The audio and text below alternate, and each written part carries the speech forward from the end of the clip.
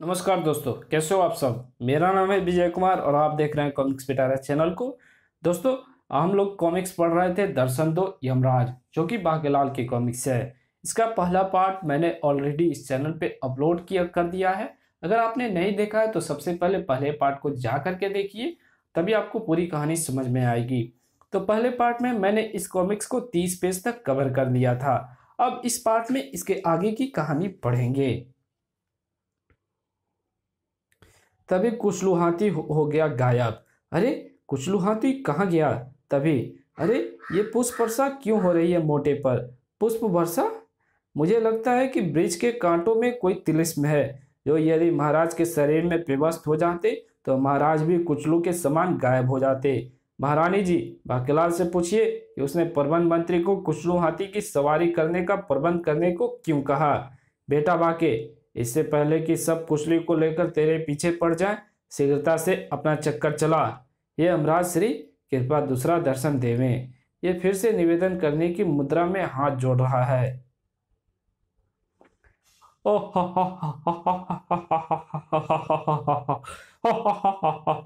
अरे, भैंसे पर सवार यमराज, यहाँ तो कोई भी नहीं है। अब वो अदृश्य हो गए। महाराज को पुनः यमराज के दर्शन हुए हैं।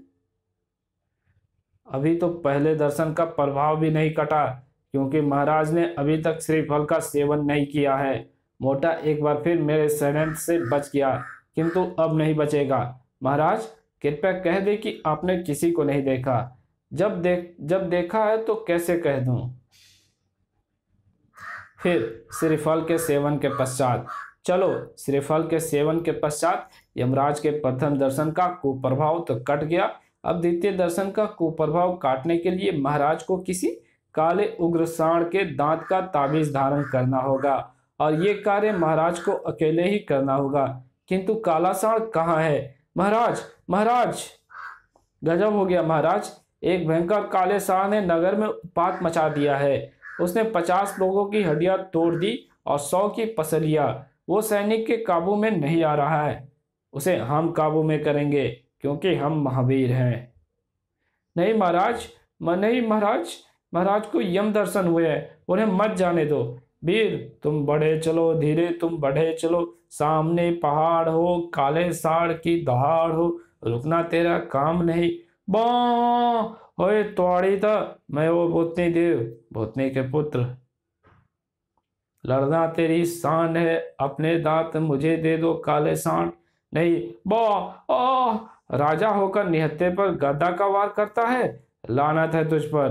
बो, अब गद्दा का दूसरा प्रहार करने के लिए तू जीवित नहीं रहेगा राजा। अरे हट जा, तो हट जा, हट जा। ताऊ पास से जाने दे एक जोरदार टक्कर। अरे, ये पेट है या दलदल। राजा विक्रम सिंह की तोत पिचकाकर जब पूरी ताकत से उसे पुनः बाहर छोड़ा तो बो आ पेट में भी एक गद्दा छुपा रखा है। धोखा, धोखा। अपने दांत मुझे दे दे काले सांड। आखिर सांड आया कहां से। बो नहीं। और इसी के साथ काला सांड हो गया गायब। अरे, सांड कहाँ गया। मैं सांड के दांत का ताबीज बनाता हूँ, और फिर महाराज के ऊपर से यम के द्वितीय दर्शन का कुप्रभाव भी हट गया।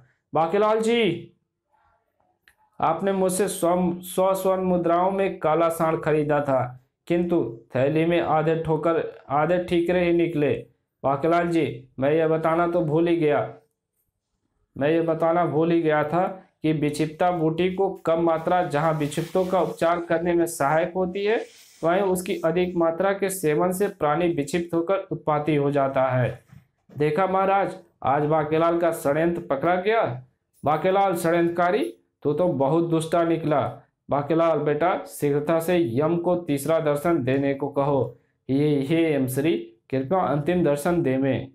और फिर, अरे, वो आ गया फिर। हा हा हा हा हा हा। महाराज को पुनः यमराज दिखाई दे रहे हैं।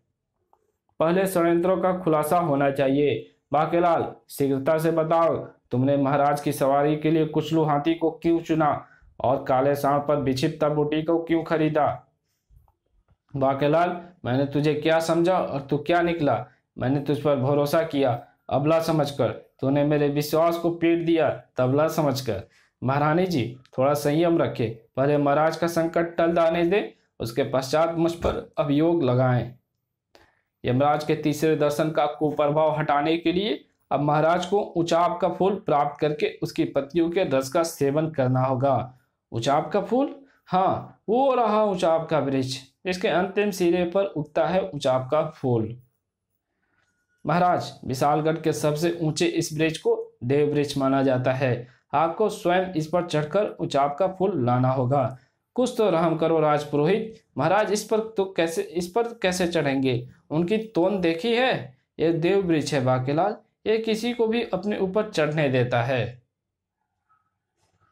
बस हाथ नहीं छूटना चाहिए, अन्यथा आप तो राजा हैं, आप तो स्वयं समझदार हैं। यदि हाथ छूटे तो क्या होगा? ही। आप भयभीत तो नहीं हो गए महाराज? हम क्यों भयभीत होंगे, हम महावीर है। वीर तुम बढ़े चलो, इस बार तो मोटे गिरे ही गिरे और उसकी हड्डियां टूटे ही टूटे। ही। धीर तुम बढ़े चलो, सामने पहाड़ हो, मेरा मतलब पेड़ हो, सिंह की दहाड़ हो। रुकना तेरा काम नहीं, चलना तेरी शान, मोटा बस अपनी मौत तक पहुंचने ही वाला है। ही। और जैसे ही महाराज विक्रम सिंह ने फूल तोड़ा, आछू! संभाल के महाराज, छींकियो मत। मुझे पता था कि बाकेलाल कमबख्त क्या षड्यंत्र रचेगा। आछू! आह! महाराज जी मुबारक हो, महाराज ने फूल तोड़ दिए, किंतु अब उस फूल के तोड़ने का क्या लाभ? महाराज तो पेड़ से नीचे गिर रहे हैं। मुझे कुछ ऐसी ही आशंका थी, इसलिए मैं मोटा गद्दा लेकर आया था। ही। बेटा तू ले आ चाहे जितने गद्दे, तुझे पता नहीं कि अभी कौन निकलने वाले हैं। महाराज गद्दे पर गिरेंगे, लेकिन तभी अरे ये इतने सारे गेंडे कहाँ से आ गए? ये क्या कर रहा है मेरी राह में? अबे मैंने तो सिर भी नहीं मुड़ाया, फिर ये ओला कहाँ से गिरा आसमान से? इसी के साथ वो गेंडा हो गया गायब। अरे गेंडा एकाएक कहाँ गायब हो गया? शुक्र है महाराज गेंडे के पीठ पर रखे गद्दे पर गिरे, इससे उन्हें चोट नहीं लगी। मोटा इतनी ऊंचाई से गिरा है, मोटे की सांसें अवश्य बंद हो गई होगी। किंतु ये क्या? उठो राजा विक्रम सिंह, संकट टल गया। कैसा संकट? और आप कौन हैं? मैं यमात्मा हूँ। पशुओं की मृत्यु के समय मैं ही उनकी आत्माएं लेने पृथ्वी पर आता हूँ। राजा विक्रम सिंह, छद्मवेश प्रतियोगिता के कारण मुझे वे पशु समय से नहीं मिले, जिसका अंत समय आ चुका था, किंतु वे भेष बदले हुए थे और इसका कारण थे आप, क्योंकि आपने ही वो प्रतियोगिता करवाई थी। जब यह बात पशु यम को पता लगी तो क्रोधित होकर उन्होंने आपकी जीवन ज्योति छोटी कर दी, क्योंकि यम के कार्य में बाधा पहुंचती थी। 2-3 दिनों में छोटा जीवन ज्योति के बुझ जाने से आपकी मृत्यु हो जाती, किंतु आपका भाग्य प्रबल था। जो बाकेलाल ने आपको कुचलू हाथी की सवारी कराई, काले सांड से आपका युद्ध करवाया और आपको टाटू गैंडे की पीठ पर गिराया। वास्तव में कुचलू हाथी, काला सांड और टाटू गैंडे पशु यम के पुत्र थे, जो एक सांप के कारण पशु योनि का दंड भुगत रहे थे और उनकी मुक्ति ऐसे ही उपाय से होनी थी। तब यम के पुत्र ने प्रसन्न होकर अपने पिताश्री से कहकर आपकी जीवन ज्योति फिर से लंबी करवा दी है। बेटा गर्ग, इतना कहकर यमात्मा अंतर्धान हो गई। यमात्मा सत्य कह रही है महाराज, मैंने भी वही किया जो मुझे बाकेलाल जी ने करने को कहा। किंतु महाराज आप ब्रिज से नीचे कैसे गिरे? मुझे जोरदार छींके आने लगी थी। किंतु महाराज आपको छींके आई क्यों, ये मैं बताता हूँ। महाराज बाकेलाल का षड्यंत्र पकड़ा गया। बाकेलाल ने ब्रिज पर उचाप के फूल पर नस्वार छिड़क रखी थी, जिससे आपको छींक आए और आप नीचे गिरकर भगवान को प्यारे हो जाए। बाकेलाल को फांसी मिलनी चाहिए। अरे भाई, कोई सेनापति को यमात्मा वाली कहानी सुनाओ। ही। यमात्मा की कहानी सुनने के पश्चात महाराज, यदि यह सब सच है तो बाकेलाल से कृपया पूछे कि बार बार प्रणाम की मुद्रा में हाथ जोड़कर किससे निवेदन करता था, क्योंकि इसकी प्रत्येक ऐसी हरकत के पश्चात ही मैंने देखा है कि आपको यमराज के दर्शन हुए हैं। महाराज, वो तो मैं आपको संकटों को टालने की प्रार्थना ईश्वर से करता था, और देख लीजिए संकट टल गए। हाँ, क्योंकि तुम्हें अवश्य ही भगवान शंकर की भविष्यवाणी हुई होगी। और मुझ पर आया संकट कैसे टले कि मुझ पर आया संकट कैसे टलेगा। सेनापति, अब तुमने बांकेलाल के विरोध कुछ कहा तो हम तुम्हें दंड देंगे। इसका मतलब अब संकट टल गया है। बोलो महाराज विक्रम सिंह जिंदाबाद। बाके दे पुच्छी। बाकेलाल, यमराज के दर्शनों के बाद तेरी योजना की टांग इतनी आसानी से टूट गई? नहीं नहीं नहीं। ठहरो, इतना प्रसन्न होने की आवश्यकता नहीं है, क्योंकि पशु यम के पुत्रों के शाप तो कट गए, किंतु यमराज के दर्शनों के कुप्रभाव अभी नहीं कटे। और 3 बार यमराज के दर्शनों का अर्थ होता है 40 दिन के भीतर महाराज की मृत्यु। हो मारा, तो क्या अभी संकट नहीं टला? हंतोड़ा के हो महाराज। इस संकट का एक ही उपाय है, और वो है यमराज को प्रसन्न करना, जिसके लिए वन जाकर यम चालीसा का पाठ करना होगा। और अब ये बात मुझे बांकेलाल ने नहीं बताई है। मैं भी यम महाराज के साथ जाऊंगी। ओ मारा। फिर मैंने बांकेलाल जी के कहने पर यम चालीसा का प्रबंध करके उसे रथ पर रखवा दिया है। किंतु महाराज, यम चालीसा का पाठ 40 दिनों में नहीं, 40 वर्षों में पूर्ण होता है। फिर तो ये विशालगढ़ वासियों अंतिम विदाई। किंतु हम महावीर हैं, हंसते हंसते जाएंगे।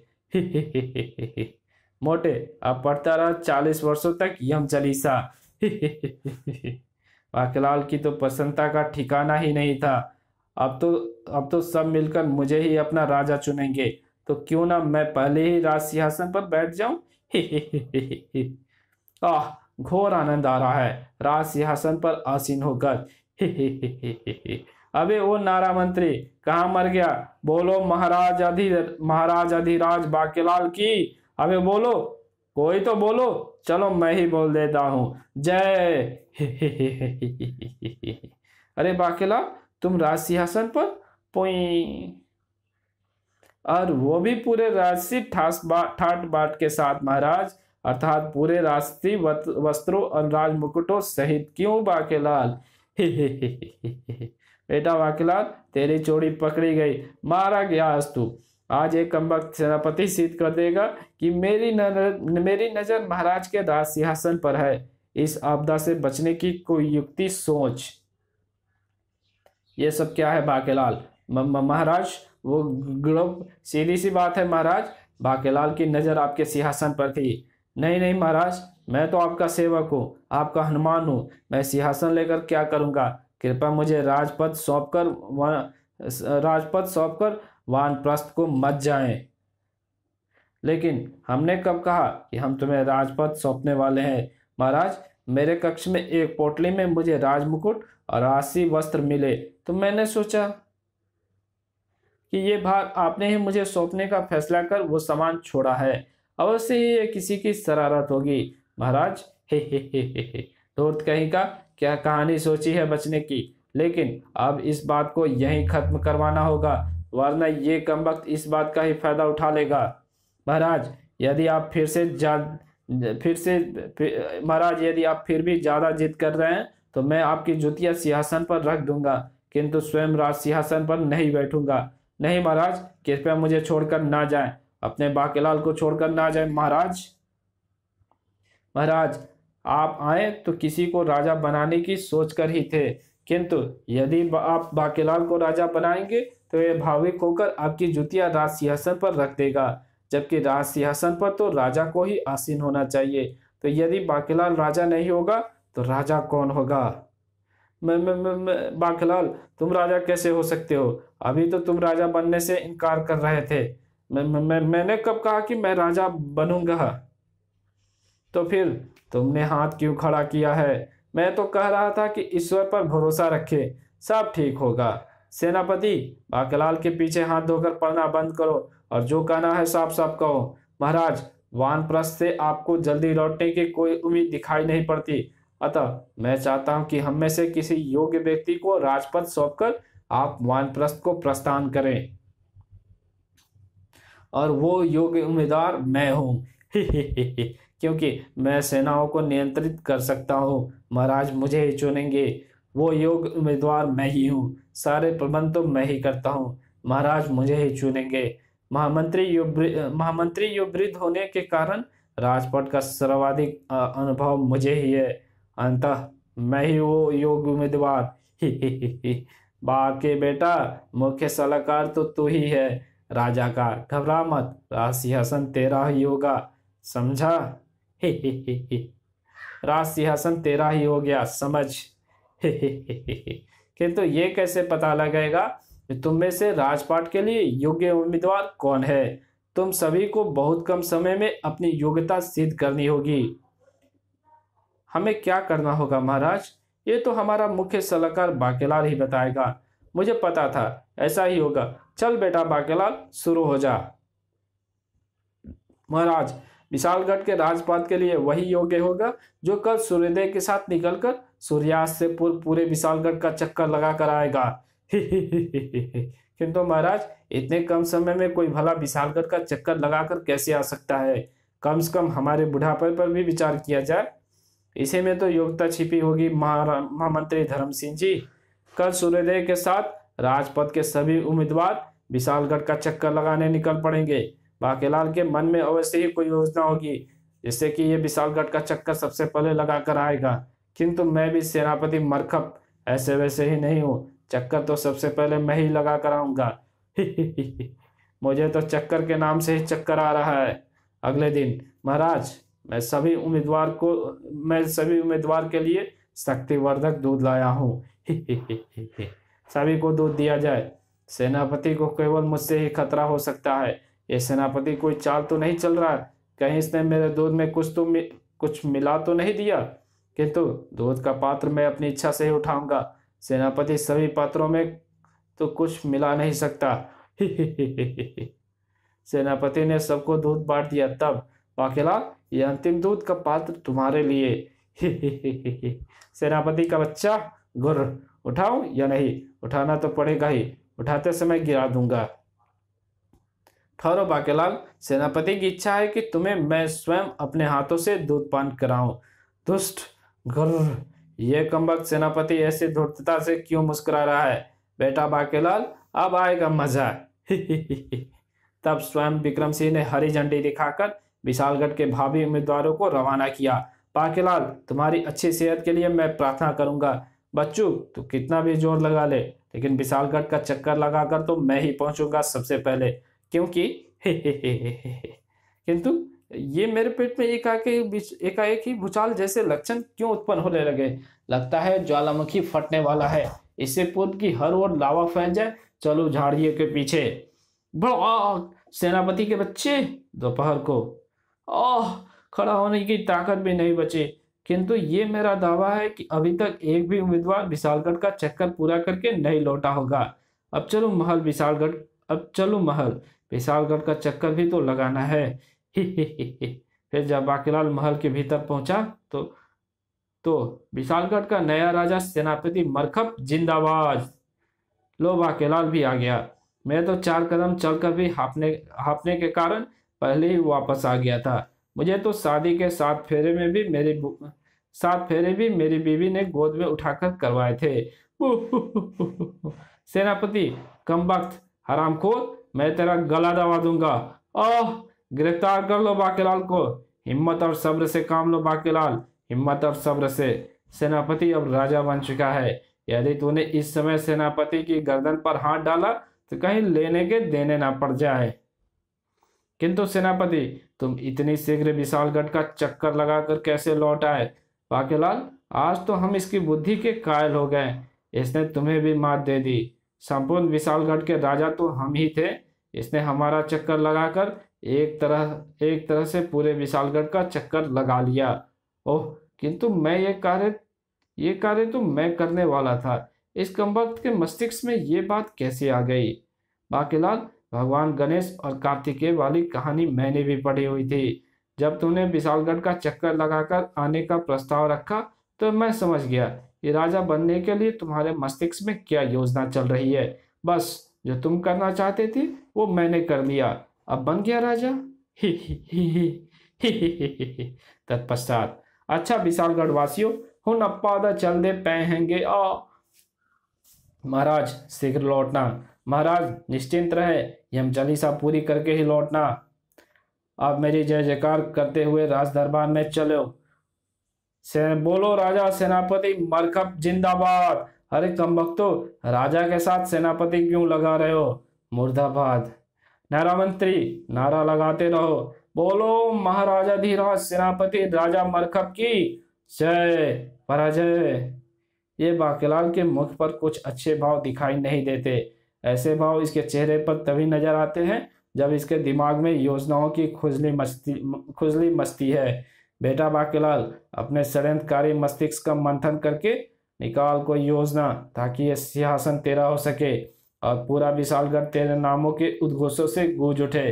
बोलो महाराजाधिराज श्री बाकीलाल की जय। पराजय। ओह, मैं अपना आपा क्यों खो रहा हूँ? मेरे लिए क्या सेनापति और क्या राजा विक्रम सिंह, मैं तो इस सिंहासन के स्वामी का शत्रु हूँ। बाकीलाल एकाएक कुटिलता से क्यों मुस्कुराने लगा? तो जैसे मैं मोटे मुच्छर के विरोध योजनाएं बनाता था, अब सेनापति के विरुद्ध बनाऊंगा। मुझे इसका चेहरा लोमड़ी जैसा क्यों दिखने लगा? ये कमबख्त महाराज को अपनी राह से हटाने के लिए षड्यंत्र बनता रहा है। कमबख्त, इस समय भी कोई ना कोई षड्यंत्र अवश्य ही बुन रहा होगा। ये फूलों का हार लेकर मेरी ओर आ रहा है। इस कमबख्त का कोई भरोसा नहीं, कहीं इस मोटे हार में सांप ना छुपा कर रखा हो। सांप? सांप के नाम से तो मेरी नानी मर जाती है। सेनापति, मेरा मतलब महाराज, राजपद आपको बहुत बहुत मुबारक हो। ठहरो बाकीलाल, फूलों के हार मुझसे दूर रखो, मुझे इनसे खुजली होने लगती है, मौत के भय की खुजली। घबराओ मत सेनापति, मेरा मतलब महाराज, इस हार में सांप नहीं है परंतु बिच्छू है। यह बाकीलाल फिर ऐसी धूर्तता से मुस्कुराया है जैसे इसके मन की मुराद पूरी हो गई हो ना हो हार में अवश्य ही कोई गड़बड़ है। ओह, ये मेरे हाथ पर क्या रेंग रहा है? मैं हूं काला बिच्छू। अबे तुम्हारी मानो की तो ऐसी की तैसी। गुर्र। आह, बिच्छू। अबे तो चीख क्यों रहा है? मैं तुझे देखकर चीख रहा हूं क्या? बाकीलाल को गिरफ्तार कर लो, इसने बिच्छू वाला हार मुझे पहनाया। यह तो शुक्र हुआ कि बिच्छू ने मुझे डसा नहीं। स्वामी, नहीं, मुझे मेरे परिवार से अलग मत करो। पिताजी, मैं इस मानव का खून भी पी जाऊंगा। भैया, हम बिच्छू हैं, खटमल नहीं। जल्लादों को बुलाओ, बाकीलाल को फांसी पर लटकाना है। मैं शत्रुओं पर रहम नहीं करता। किंतु सेनापति, मेरा मतलब महाराज, हार में 3 और बिच्छू भी है। क्या? अरे महाराज की भय से तो टांगे कांपने लगी और ये तो गिर पड़े। पिताश्री, मेरे बच्चे। बाकीलाल, ये सब क्या है? इन बिच्छुओं के डंक तो मैंने पहले ही तोड़ दिए थे। महाराज, आपको इस प्रकार भयभीत होना शोभा नहीं देता।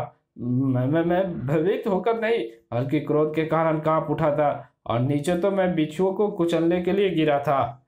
महामंत्री जी, सेनापति जी के विशालगढ़ के स्थान पर महाराज की परिक्रमा कर अपनी बुद्धि की योग्यता तो सिद्ध कर दी, किंतु मैं ये देख रहा था कि हमारे सेनापति जी हमारे महाराज की तरह महावीर भी है या नहीं। किंतु बाकीलाल, यदि बिच्छू उन्हें डस लेता तो? तभी बाकीलाल जी, हाथी तैयार है और बाकी इंतजाम भी हो गया है। ओह, हाथी तैयार हो गए? अच्छा है। बाकीलाल, ये हाथी को क्यों तैयार किया जा रहा है और किसके लिए? सेनापति, मतलब महाराज, आप नए नए राजा बने हैं। एक राजा का कर्तव्य होता है कि वो प्रजा के बीच जाकर उनके सुख दुख का पता करे। अतः मैंने आपकी शुभ यात्रा के लिए हाथी सजवाया है। कृपया चलकर उस पर सवारी गांठे। अब एक कमबख्त मेरे विरोध क्या चाल चल रहा है? किंतु यह हाथी तो बहुत ऊंचा है महाराज। महाराज, ये हाथी नहीं, यह हाथी है, कोई बछड़ा नहीं है। इतनी ऊंचाई से गिरकर मेरी खोपड़ी का चूड़ा भी बन सकता है। आप घबराएं नहीं, हिंडोला कसकर बांधा गया है। चिंपो, बदतमीज मक्खी, सूंड पर मत बैठ। मैं अपने ऊपर किसी को नहीं बैठने देता। जो हाथी एक मक्खी को अपने सूंड पर नहीं बैठने दे रही, वह मुझे क्यों बैठने देगी? मैं तेरा षड्यंत्र समझ गया दुष्ट बाकीलाल, तू मुझे हाथी से गिराकर मारना चाहता है। बू। बाकीलाल, जब तक महाराज सही सलामत लौट नहीं आते हम हाथी पर तो क्या घोड़े पर भी नहीं बैठेंगे। हम केवल अपने राज सिंहासन पर ही बैठेंगे। गोंद लगाकर बैठ जा सेनापति के बच्चे। बच्चू, बहुत शीघ्र उस सिंहासन पर मैं बैठूंगा। महाराज, बाकीलाल जी ने आपका बिस्तर लगवा दिया है। आपके विश्राम का समय हो गया है। महाराज, आप थक गए होंगे, आपको विश्राम करना चाहिए। बिस्तर? अवश्य इसमें भी बाकीलाल का कोई षड्यंत्र है। नहीं बाकीलाल, मैंने प्रजा के कल्याण के लिए 9 दिन के जागरण का प्रण किया है। मैं रात भर जगा करूंगा। ये तो अति उत्तम विचार है महाराज। वैसे भी सो तो आप दिन में भी सकते हैं। अच्छा, तो फिर ये मुझे दिन में ही मारने का षड्यंत्र रच रहा है। अब क्या करूंगा? तभी गजब हो गया सेनापति जी। मेरा मतलब महाराज, एक भयंकर थुथरा लोगों को निगलता हुआ महल की ओर चला आ रहा है। थुथरा? तुरंत सेनापति को बुलाओ। परंतु सेनापति तो आप ही हैं महाराज। अरे हाँ, मेरा मतलब नहीं, मैं महाराज हूँ, सेनापति नहीं। आप महाराज भी हैं और सेनापति भी हैं महाराज। इस थुथड़े को आप ही निपटा सकते हैं। हरगिज नहीं, मेरा मतलब है तुम्हारे रहते क्या हमें खुद जाना होगा बाकीलाल? तुम जाकर इस संकट को समाप्त करो। महाराज, मैं सलाहकार हूँ, मेरा काम सलाहें देना है। संकट का सामना करने का काम सेना और सेनापति का होता है। तो फिर जितनी सेना ले जाना चाहो ले जाओ, और पर थोथड़ा का संकट समाप्त करो, ये हमारा आदेश है। बिना सेनापति के गए सेना के मनोबल के गिरने का खतरा है महाराज। और अगर उनको पता चल गया कि उनका सेनापति ही महाकायर है तो सोचो महाराज, हाथ आई राजगद्दी खिसक जाएगी। सैनिकों, हमारा रथ निकालो, हम स्वयं जाएंगे उस थूथड़े का अंत करने। क्षमा करें महाराज, अस्तबल के सारे घोड़ों को अस्तबल मंत्री ने वस्त्र मंत्री के कहने पर धोबी घाट भिजवाया है। धोबी के गधे हड़ताल पर थे, इसलिए सारे घोड़े गधे की जगह गए हैं। उनको लौटते लौटते तो सुबह हो जाएगी। पर आप चिंता ना करें, मैंने प्रबंध मंत्री से कहकर हाथी का बंदोबस्त करवा रखा है। क्या हाथी? ओह, मेरे पेट में मड़ोरे उठ रहे हैं। चिंता ना करें महाराज, आपकी सुविधा के लिए मैंने हाथी के हिंडोले में सुलभ शौचालय की व्यवस्था करवा रखी है और लोटा भी रखवा दिया है। पानी की कमी पड़े तो शौच पोछा भी रखवा दिए हैं। बाकीलाल के बच्चों, मेरा क्रियाक्रम का भी इंतजाम करवा दिया है क्या? गरुर, वो भी करवा देता हूँ महाराज। क्या मैंने कुछ कहा क्या? नहीं, मुझे लगा आपने कहा कि आपके क्रियाक्रम का भी इंतजाम करवाना है। ही हा हा हा हा हा। पूरे विशालगढ़ को कच्चा चबा जाऊंगा। थोड़ा कट कट कट, बचाओ। अरे बाप रे, ये तो बकरियों को भी निकल गया। फिर हमारी क्या बिसात है? महाराज, आप तो भय से थर थर कांप रहे हैं। भय से नहीं, हम तो क्रोध से कांप रहे हैं। किट किट किट किट किट किट। तो फिर आप सेना का मनोबल बढ़ाने के लिए वीर रस की कविताएं क्यों नहीं सुना रहे हैं? जरूर जरूर। कि इस कपकपी से छुटकारा मिले तो कुछ सुनाऊं। कर चले हम पिता जानू तन साथियों, अब तुम्हारे हवाले सिंहासन साथियों। बोलो राम सत्य। मेरा मतलब महाराज मरकब की जय। महाराज, आपने क्रोध को कम कीजिए। आपके क्रोध कंपन से हिंडोला बुरी तरह हिल रहा है। ऐसे तो मैं नीचे गिर जाऊंगा। ऐसे मैं इसलिए बोल रहा हूं ताकि देखने वालों को यही लगे मैं जानबूझकर नहीं गिरा। नहीं बाकीलाल, मैं तुम्हें नहीं गिरने दूंगा। अब हम दोनों किट किट किट जिएंगे तो एक साथ, किट किट किट मरेंगे तो एक साथ। छोड़ मुझे सेनापति के बच्चे। मुझे पता था अपनी जान फंसी देखकर ये मुझे भी अपने साथ दबोचना चाहेगा, पर मैंने पहले ही पूरे शरीर पर सरसों का तेल का लेप लगा लिया था। अब तू गोंद का मजबूत जोड़ भी लगाएगा तब भी बाकी तेरे हाथ नहीं आएगा। नहीं, खिट गुस्से वाला और डरावना वाला दोनों। हा हा हा हा हा। अब मैं पहले तेरे हाथी को चबाऊंगा और फिर तुझे। कट कट कट कट। नहीं, किट किट किट किट किट। हाँ, कट कट कट कट कट। से सिपाहियों, किट किट टूट पड़ो। किट किट किट किट किट। वो बाहर से आवाज भी नहीं निकल रही है। सेनापति, सिपाहियों, काट कट कट। जान बचानी है तो पतली गली से फुट लो। Cut cut. इस कहानी को यहीं पे खत्म करते हैं। अब इसका अगला पार्ट हम अपलोड करेंगे, इसके आगे कहानी अपलोड करेंगे हम पार्ट 3 में। तो तब तक के लिए बाय, मिलेंगे आपसे पार्ट 3 में। ओके।